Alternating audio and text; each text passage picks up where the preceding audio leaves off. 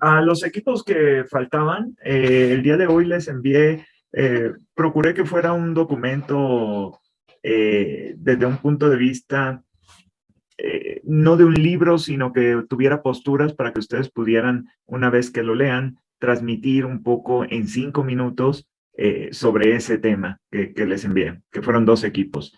No recuerdo si de este grupo todavía hay compañeros que no se han logrado integrar a algún equipo. Parece que no. Entonces, perfecto, porque entonces ya estarían todos en un equipo. Profe, Sí, dígame. un compañero no tiene mala conexión de internet, por eso no lo puedo contestar. Isaías Gaspar. Isaías Gaspar. Ajá. Ok, perfecto. Gracias. Gracias. Gracias, Lisbeth Dalia. Con respecto a las características de la presentación, pues es una presentación muy cortita, son 5 minutos. Entonces ya en Classroom les envié cuáles son las indicaciones generales para la presentación. Entonces, ya que lo lean, si tienen dudas, si quieren el lunes, podemos comentarlas. ¿Sí? Ok. También como tuve auditoría, no me dio tiempo de mandar tareas el lunes, por lo que hasta el día de hoy pude hacerlo y les envié las tareas, pero obviamente son para el siguiente lunes. ¿Sí? Entonces tienen desde hoy hasta el próximo lunes para responder los cuestionarios que les envié. No sé si tengan alguna inquietud, algún pendiente. No, profe, todo bien. Yo creo que sí les vemos lo de las dudas de las indicaciones. Ok, me gustaría que las revisaran y ya el lunes, si tienen dudas, las resolvemos, ¿va? Ok, el día de hoy vamos a ver en un solo día, porque tenemos ya el número de clases ya muy acotadas, los organelos generadores de energía. Entonces, ¿qué organelos ustedes conocen que tengan capacidad de generar energía? Hay uno muy socorrido en todos los estudios de biología, biología celular, que es el organelo clásico, productor de energía. ¿Qué organelo conocen ustedes que tenga capacidad de generar energía de manera importante para la célula? La La mitocondria. mitocondria. La mitocondria. Pero ¿recuerdan ustedes cómo llegó la mitocondria a la célula? ¿O siempre Por estuvo ahí? endositosis. ¿De simbiosis? Endosimbiosis, ¿no? Un proceso de endocitosis y que al final acabó en una simbiosis para que la célula pudiera ser capaz de obtener esa energía. Esto me lleva a una pregunta. Si la mitocondria fue un proceso donde la célula adquiere este organelo con alta eficiencia en producción de energía, ¿cómo le hizo la célula tal vez millones de años donde no tenía esta mitocondria? ¿Cómo funcionó? Porque una célula sin obtener energía, sin tener energía para las funciones mínimas fisiológicas necesarias, no podría funcionar. ¿Cómo le hizo? Yo digo que debía tener un organelo, o sea, que igual hacía energía, pero no tan eficientemente como la mitocondria. Ajá. ¿Cómo qué? Ayúdame un poquito ahí, Alison. ¿Cómo qué podría ser? Mm, la verdad no sé, profe. No, yo creo que sí sabe, sí sabe. ¿Cómo? La mitocondria, ¿qué moléculas usa la mitocondria para obtener energía? ¿Alison o quien quiera responder? ¿Qué moléculas requiere la mitocondria para obtener energía? ¿Glucosa? ¿Glucosa? Glucosa. No, la glucosa no entra a la mitocondria. ¿Oxígeno? La glucosa entra a la célula, ojo, eso es distinto. No, yo estoy preguntando qué molécula requiere una mitocondria, qué moléculas puede utilizar para obtener energía. Si ustedes me dicen glucosa, entonces yo estoy pensando que la respuesta es la glucosa va y se internaliza a la mitocondria y la mitocondria la usa. ¿Qué, qué, qué se requiere para utilizar una molécula de glucosa? ¿Qué necesita la célula para eso? ATP. ATP. Pues lo que queremos es generar ATP, pero sí usa ATP, eso es correcto. ¿Sí? Pero requiere enzimas, ¿no? Porque la glucosa como tal es una molécula con alta capacidad energética, pero no son moléculas de ATP como tal. Hay que procesar esa ATP. molécula de glucosa. Entonces, ¿qué se requiere para usar esa molécula de glucosa? ¿Qué necesitamos? Acetilcoenzima A. Acetilcoenzima A, sí lo vamos a requerir en una parte de ese proceso, pero esa molécula de glucosa la mitocondria la va a usar, pero no como Ah, molécula de glucosa, sino glucólisis. como sustratos. Otra vez, a ver, ¿qué requiere un proceso Glucólisis. Que de se rompan esos. glucólisis? De glucólisis. ¿Y la glucólisis dónde termina? ¿En qué metabolito termina la glucólisis? ¿Piruvato? Otra vez para reconocer la voz, es que no sé quién está hablando. ¿Jimena? Sí. Ah, Jimena. Piruvato. ¿Cuántos carbonos tiene el piruvato, Jimena? ¿Se acuerda? ¿Cuántos carbonos tiene la glucosa? 6. Y quedan 2 Seis moléculas de carbonos. piruvato, ¿no? Con 3 de carbonos. 6 carbonos, ¿sí? Entonces, no sé si es Lucero quien está hablando, ¿sí? Ay, sí, fui yo. Ah, no, perfecto, de eso se trata. Me encanta que participen, es lo que le da ánimo a la clase. Entonces, si es un proceso de glucólisis, lisis implica romper. Entonces, no esperen una molécula más grande que de 6 carbohidratos. Si la glucosa que entró tiene 6, lo que salga de antemano, ustedes tienen que tener idea que va a ser menos de 6, ¿sí? Porque entró a un proceso de glucólisis. Entonces, las moléculas que se generan, que es al final de esa vía, es el piruvato, decía Lucero, que ¿cuántos carbonos tiene? Perdón, Lucero. 3, ¿no? 3, no me lo pregunte, usted dígalo con certeza, si no es la respuesta ya la discutimos. Bueno, entonces sí, 3. 3 carbonos, entonces, ojo, siempre pensamos, la energía viene de la glucosa, sin duda. La mitocondria es experta en producir energía, pero no usa directamente la molécula de glucosa. Quiere decir que tiene que haber un procesamiento de la molécula antes de que la mitocondria la pueda usar. Y eso es la glucólisis. ¿La glucólisis en qué parte de la célula ocurre? En el citoplasma. Otra vez fuerte, porque lo escuché muy bajito. Es correcto, pero un poco más En el fuerte. citoplasma. En el citoplasma. ¿Con quién estoy hablando? Guillermo. Con, otra vez, por favor. Guillermo. Guillermo. Ok. Correcto, Guillermo. Perdón. En el citoplasma. Quiere decir que las moléculas de glucosa no es lo que va a ingresar a la mitocondria, pero la requerimos para generar otros intermediarios energéticos que sí puedan entrar a la mitocondria. ¿Sí? Entonces, pero vuelvo a la pregunta inicial. Si la célula no tiene mitocondrias o no tenía mitocondrias, ¿cómo es que podía generar energía? Y ya tienen la respuesta. De eso me han estado hablando. No, glucólisis. A través de la glucólisis. Solo que la glucólisis es terriblemente ineficiente produciendo energía. ¿Sí? Es como tener un auto último modelo en el estacionamiento y usarlo, no sé, alcanza una velocidad de 200 kilómetros por hora y lo uso para una calle donde va a 10 kilómetros por hora. Dice, bueno, creo que hubiera salido mejor caminar. Entonces, la glucosa es una molécula con alto potencial energético, pero la glucólisis es un proceso anaeróbico o aeróbico, todo este proceso de la glucólisis. Aeróbico. Aeróbico. ¿Usa oxígeno? La célula es aeróbica. ¿Estamos de acuerdo? Pero justo de lo que vamos a discutir es cómo le hacía la célula cuando no tenía mitocondrias, porque la glucólisis como proceso aeróbico sería un paso intermedio. Pero ustedes me dijeron que de la glucólisis puedo obtener piruvato. Las opciones para el piruvato son la mitocondria, pero ahí no tengo todavía suficiente energía si no habría mitocondrias. Repito, ¿qué pasaría después de la glucólisis en una célula que no tenga mitocondrias? ¿La fermentación? Ahora sí, lo que dice Lucero, la fermentación. Pero la fermentación es un proceso aeróbico o anaeróbico.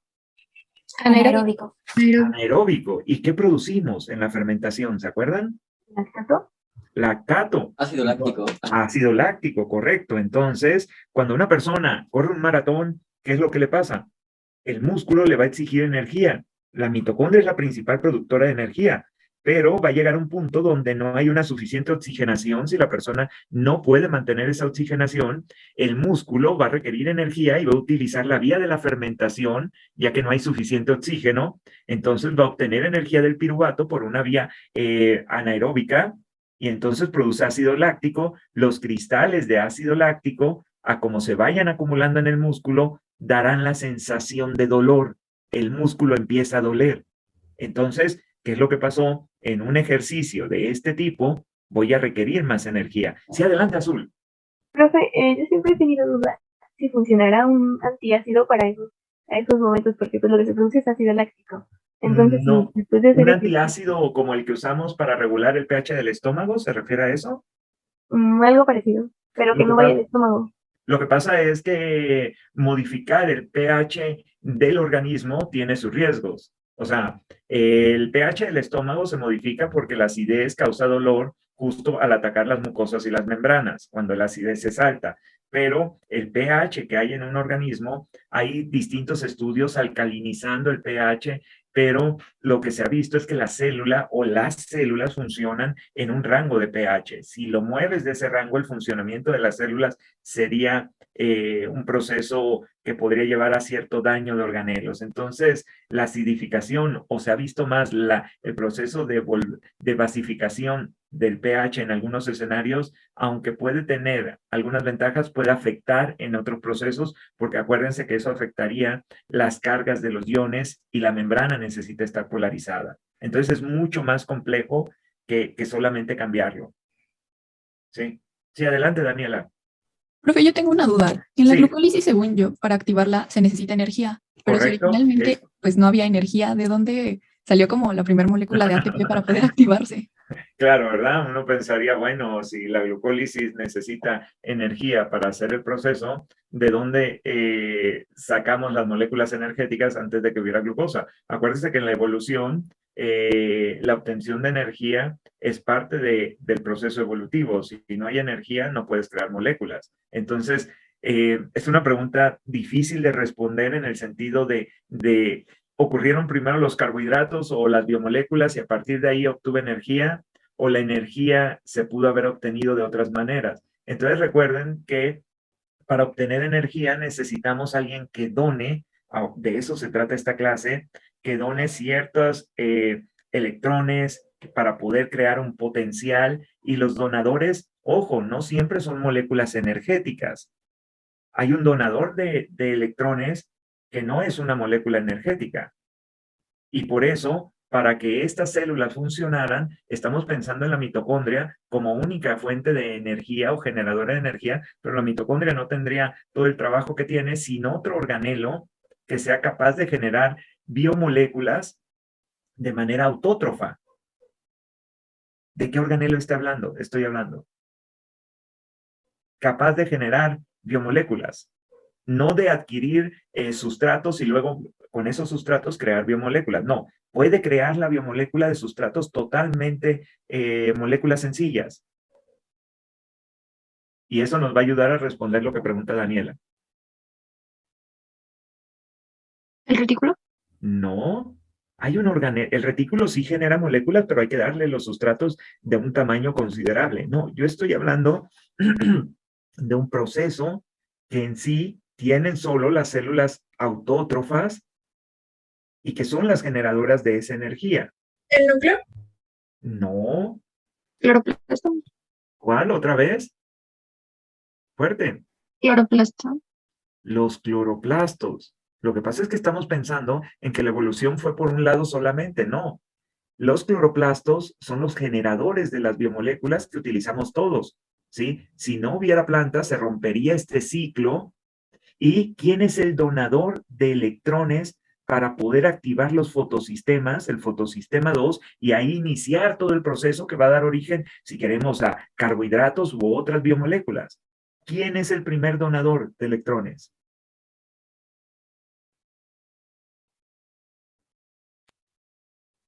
¿Alguna idea? ¿El agua? El agua. El agua en un proceso de fotólisis, el agua es el primer donador y se puede obtener energía en forma de ATP. Entonces, vean, la pregunta de Daniel es muy buena porque dice, oigan, pero ocupo energía para fosforilar a la glucosa. ¿De dónde podría haber salido la energía? Recuerden que en el proceso evolutivo, para poder existir células como las nuestras, primero tuvo que haber existido células, no como los árboles, pero sí ciertas bacterias con capacidad fotosintética. Entonces, esas bacterias pudieron haber generado no solo biomoléculas, sino al mismo tiempo moléculas con alto nivel energético como el ATP, que es parte de lo que se genera en la fotosíntesis. Se generan moléculas de alta energía como el NAD fosforilado, que es parte de lo que se requiere, pero a diferencia de lo que veremos ahorita con la mitocondria, el primer donador no es ninguna de estas moléculas, ni el NAD reducido, ninguna de ellas, es el agua. Por eso lo importante de entender el sistema completo. No sé si logré explicar algo de lo hacia donde usted estaba dirigiendo su pregunta, Daniela. Sí, sí, profe, muchas gracias.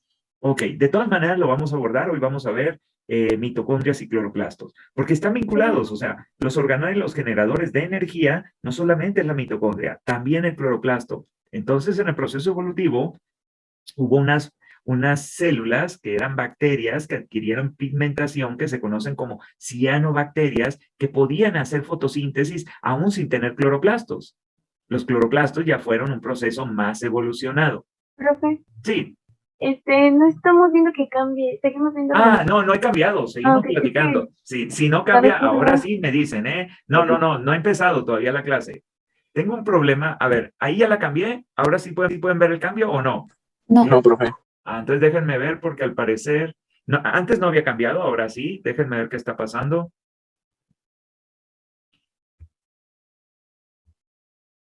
Ahí pueden ver cambios de las diapositivas.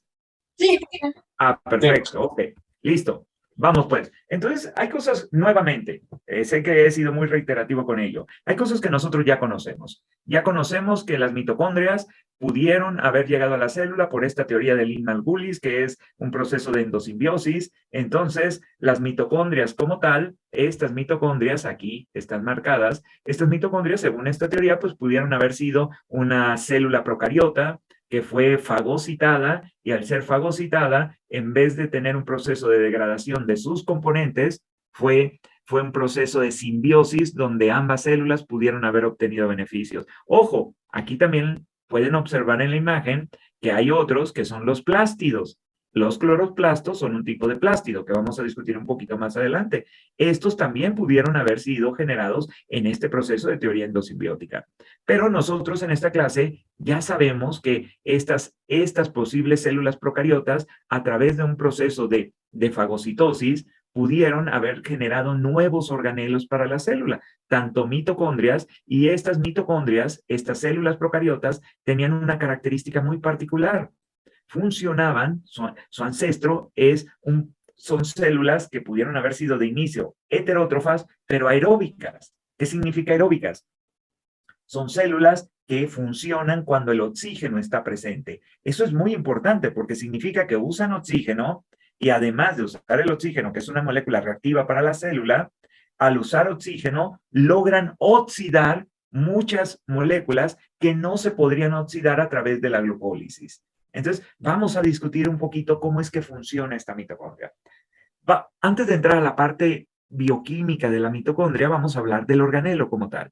El organelo en la mitocondria es un organelo clásico que cuando se ve al microscopio no siempre coincide con la literatura de decir que tiene una forma de una salchicha, porque es un organelo alargado. A veces lo vemos un poquito no tan alargado, sino más gordito, pero son relativamente fáciles de identificar por microscopía electrónica, por microscopía óptica, dependiendo de la calidad que se le dé y también del marcaje. Pero ¿qué es lo que tiene la mitocondria como organelo? ¿De qué está constituida?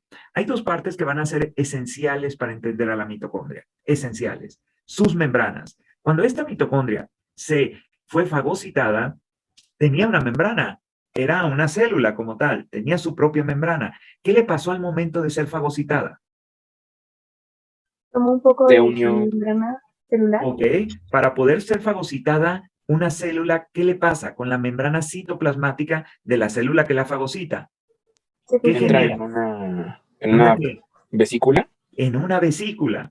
¿Con creatina? Conclusión, ¿cuántas membranas tendría? Ella ya tenía su membrana, pero al ser fagocitada, ¿tiene ahora qué? ¿Cuántas membranas? Dos. Dos membranas. Entonces, bajo esa idea, pues podríamos haber pensado, pues si la mitocondria era así, antes de ser fagocitada, y ahora tiene otra membrana, pues ahora podríamos hablar de una mitocondria con dos membranas.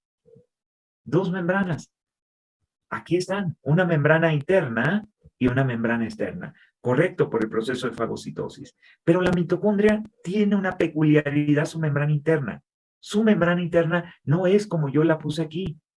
No es paralela a la membrana externa, sino que la membrana interna de la mitocondria está haciendo las veces de crestas, como si fueran pequeñas montañas. Estas crestas están en la membrana interna, no en la membrana externa. ¿Qué ventaja tendría para este organelo tener una membrana interna que no sea paralela a la externa, sino que tenga invaginaciones, que tenga crestas? ¿Qué ventaja tiene eso? Que pueda compactarse cuando haya una perturbación en la membrana externa. No necesariamente, las mitocondrias no se compactan, se dividen cuando hay un proceso de crecimiento celular, pero se degradan por autofagia, pero no hay una compactación como tal. ¿Para qué quiere estas crestas? Esa es la clave para entender a la mitocondria. ¿Para qué las quiere? Para que le dé fluidez, podría ser. Sí tiene lípidos distintos, pero la fluidez, ¿qué ventaja tiene?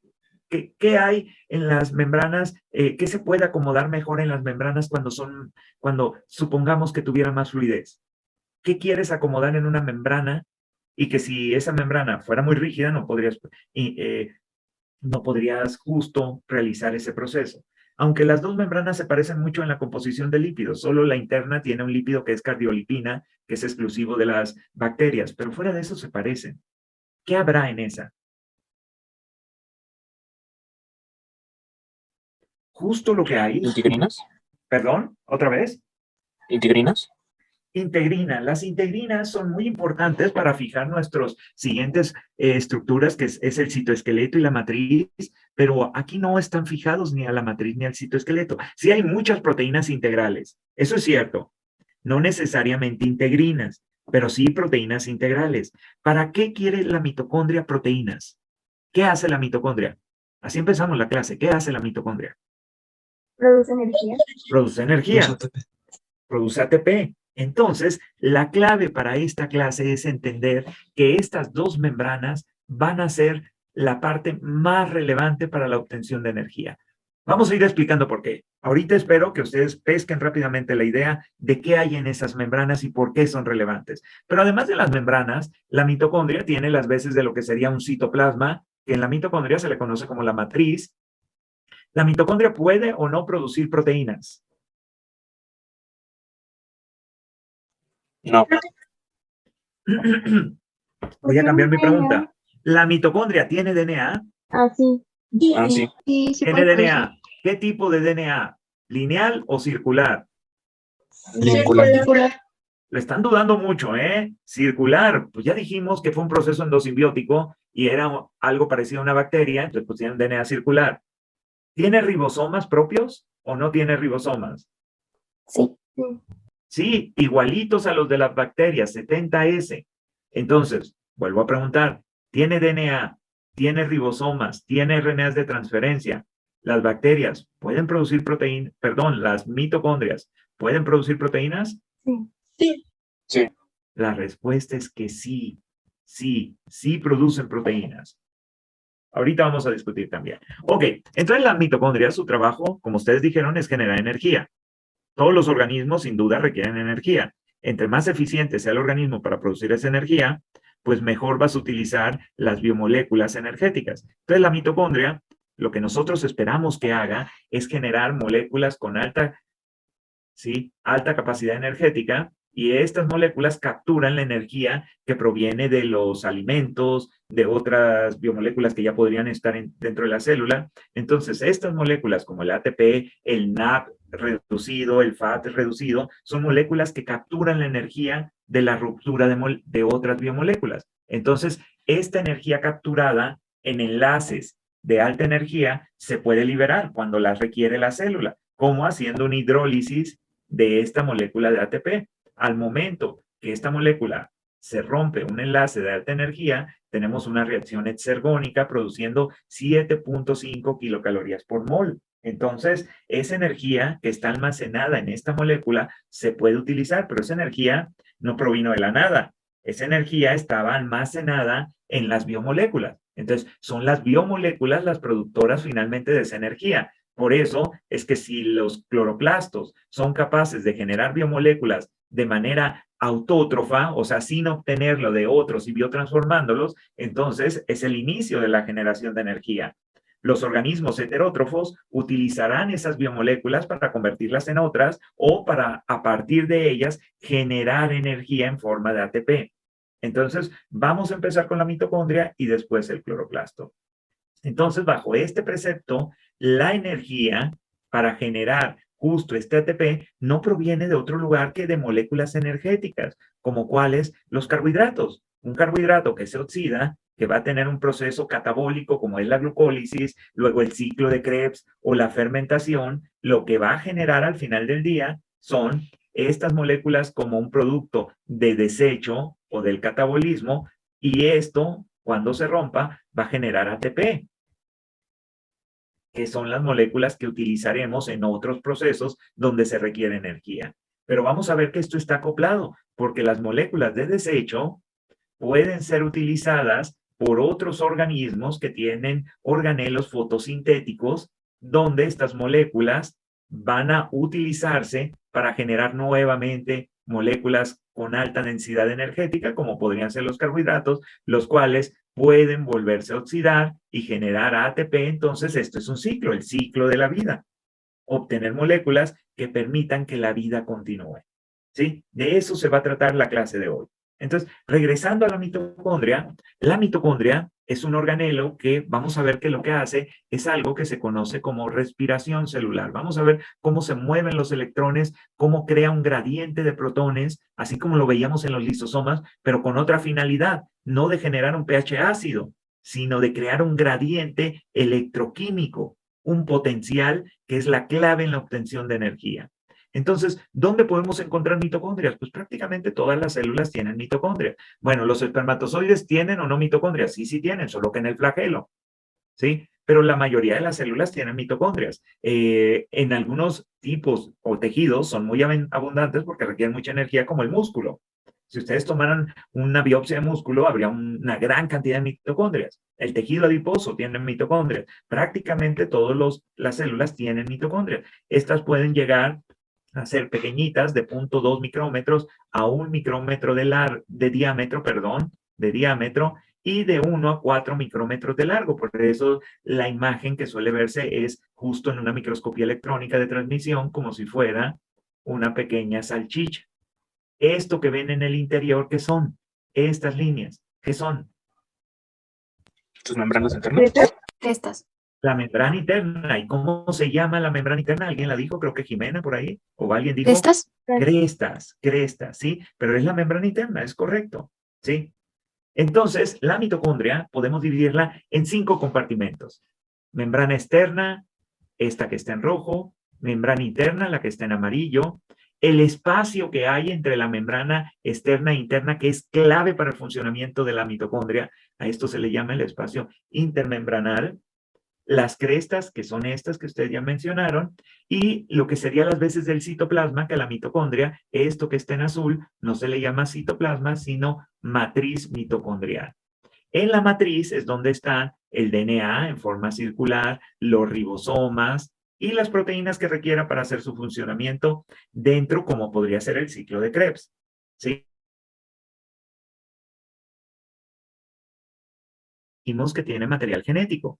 Ese material genético es pequeñito, muy pequeñito. La mitocondria tiene alrededor de 16,000 pares de bases. Un genoma bacteriano chiquito, pequeñito, tiene alrededor de unas 100,000. ¿Sí? Y ese es pequeñito. Algunos tienen mucho más siendo bacterias. Y la mitocondria solo en su genoma tiene 37 genes. 37 genes.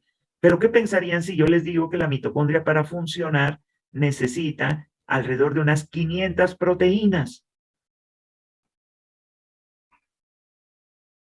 Pero la mitocondria solo tiene 37 genes. Y ojo, de esos 37, pues 22 son para los RNAs de transferencia, 2 son para los 2 RNAs ribosomales, ¿sí? Que son iguales que las bacterias. Entonces, si sumo, ya llevo 24. Entonces, de esos 37 genes, solo 13 son para proteínas. Solo 13 dan proteínas. Pero la mitocondria, para funcionar, necesita mínimo unas 500 proteínas distintas. Entonces, ¿cómo lo hacemos? También Con sería ayuda de la célula. Prendiendo y apagando genes. Aquí el prendido y apagado, como es un genoma parecido al bacteriano, sí se prenden y apagan genes, pero no funcionan tanto como los genes de los eucariotas con un promotor. No, los genes bacterianos que se parecen a estos, incluso funcionan más con un sistema como los operones, prenden y apagan genes de manera conjunta. Entonces, no podría obtener 500 proteínas regulando eso. Entonces, ¿de dónde provienen todas las proteínas, la gran mayoría de las que requiere la mitocondria? Sí, Alison. Podría ser que unas mismas codifiquen para varios tipos de proteína, o bueno, o sea, varios aminoácidos. No, aquí no hay splicing alternativo. Difícil, el gen es muy sencillo el procedimiento porque se parecen a los procariotas y los procariotas no tienen tantas modificaciones post-transcripcionales ni post-traduccionales como los eucariotas. Tiene 13 genes para 13 proteínas, no hay más. Sebastián.